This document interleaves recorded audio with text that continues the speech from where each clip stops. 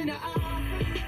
Everybody got a dream. Everyone's got some problems, not just ones you see. Everyone's done some falling. Everybody needs to speak. Everybody's got some problems, not just you and me. Everybody's got some problems. Everybody, I'm Zepp, and you're probably wondering why I'm a cat talking. Never seen one talk before, probably. But this is a new show. Every second day or something, me and Tyler will tell you a fun fact. Just a quick 10-second fun fact. Okay, so the fun fact now is before the. Well, Zepp, trying to keep it below 10 seconds here. So anyway, the fun fact is, before the eraser, they use bread to erase pencil marks.